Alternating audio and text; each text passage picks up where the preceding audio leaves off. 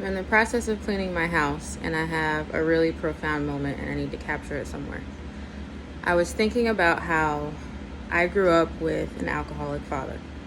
Now, I didn't live with him all the time. I just visited for extended periods of time in the summer. And he was drunk all the time. And when he got drunk, he was scary and angry, and he would have outbursts, completely lose any sense of like social norms or whatever. Maybe he was autistic, whatever. Anyway, I was thinking about how I drink socially. I may have a drink or two sometimes during the week. But I was thinking about, how do my children perceive me drinking? And then I was thinking about how I perceive my father's drinking. And I was thinking that, it can't impact them too negatively. I don't get angry. I don't have outbursts. I'm nothing like the way my father behaved. And so I was thinking about opening a conversation with my kids just to get their feedback and their words about their perspective on the kind of drinking that I do. Because one of the things is, it's a legal activity, right? So at some point in their life, they're going to begin drinking alcohol, probably. What kind of foundation am I providing for them that they can then build on and use when they become of that age? So I thought, well, let's start about what they think about my drinking patterns. Okay. My children are very dramatic. They have been in theater classes since they were toddlers. They can take when I hand them the mic in these situations, I can foresee that this is going to be a very hype kind of conversation. So I'm wrapping my mind around allowing it, and what kind of, boundaries do I need to express about the type of communication we're going to have, etc. And then I was thinking about, what kinds of things do I expect them to say?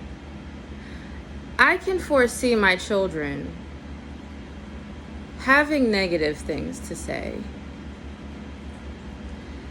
Not because they have negative experiences associated with it, but just because they would feel like this is an opportunity to critique mom. Ooh, she's giving us the mic. Let's see where we can go with this.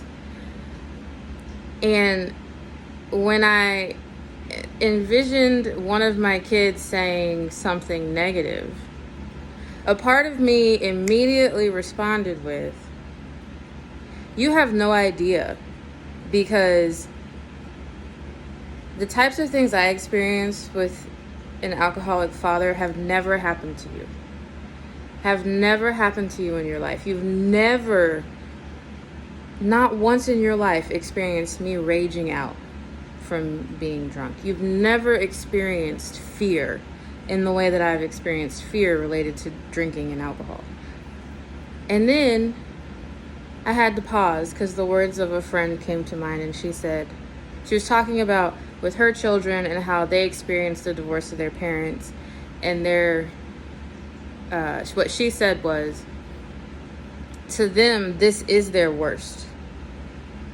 This is the worst thing that's happened to them in their entire life. She's talking about divorce. I've came from a divorced household. She came from a divorced household. We've both experienced things way worse than divorce. Divorce isn't even necessarily a bad thing from where we're coming from. But she's saying how her children perceive the divorce of their parents as the worst thing that's ever happened to them. And on the one hand, it's like, wow. I'm really grateful in a weird way that is the worst thing that's ever happened to them. And I am simultaneously humbled because I have to honor that. Because the way we value and respond to situations is very contextual, and it's very dependent on the variety of experiences that we've actually had. And so while my natural gut response was to say, if my kids have something negative to say, you don't know what it's like to have an alcoholic.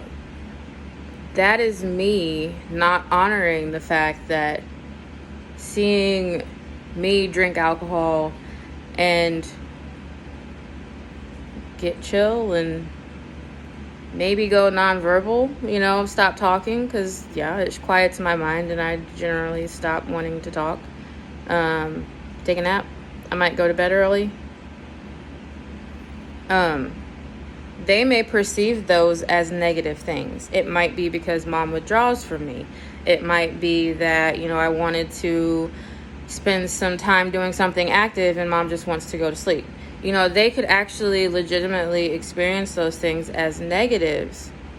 And to them, that could be one of the worst things of their life. Now, I don't think it's the worst, but they could be perceiving that in ways that are impactful and meaningful to them.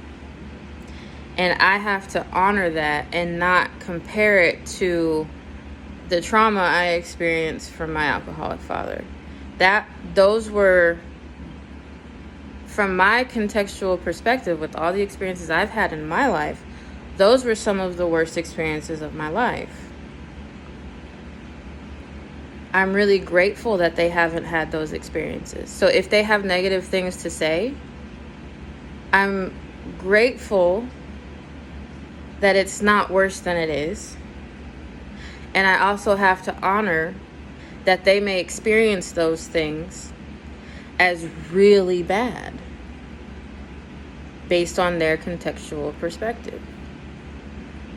All right. I'm glad I had this thought process before actually sitting down to have the conversation, because I got to walk through that trigger before I was actually triggered. And now we're going to have a peaceful conversation. And if things come up, I'll be able to honor that. The other piece is, if you apply that to just people in general or just other experiences in general, we can't compare someone's worst to someone else's worst. What may be bad for me may be nothing for someone else. What may be bad for them, may be nothing for me, or whatever. And in order to be able to honor each other, you have to release the idea that you're operating on the same scales of measurement. You have to release your understanding of what is bad or what is worse, and be willing to explore how they measure bad or worse. And you really have to give up or release the struggle narrative, because if you're constantly comparing struggles, no one's actually doing, there's no honor there. And if I look at my kid, because in the adult world, people are comparing struggles across race or across gender or across sexuality or whatever, and saying I have it worse than you, or you don't have it as bad as me. And you can get really political, and that can go somewhere. But when I look at, the way I interact with my children, it's so much easier for me to see that it is worth releasing that idea so that I can see and understand and actually be with my children where they are. I want to understand. I want to communicate in productive ways. It's valuable to me to do that, because the connection with them is so important to me. And I know that I have to give them space to communicate. And sometimes that means they're communicating things that I disagree with or that I don't understand, or communicating things from a different contextual perspective. It's worth it to do that work to connect with them and understand them. So then I look out into the world of adults, and I immediately see in the myriad of ways where I, in some instances, and just people in general, don't value that experience of connecting, understanding, and how that leads to or supports or increases the dysfunction we have in adult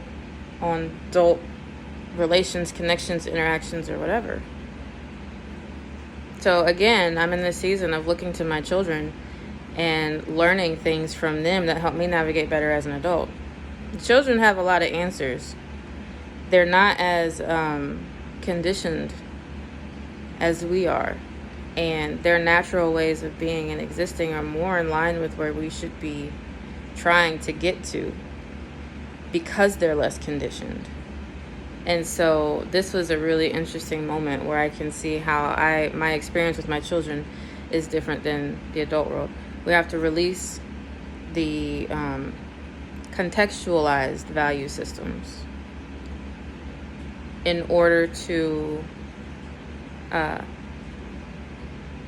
build understanding with other people, develop compassion for other people, and in doing so, our interactions become more meaningful. Our connections grow. And it's worth it to do that work. It's valuable and meaningful work to do.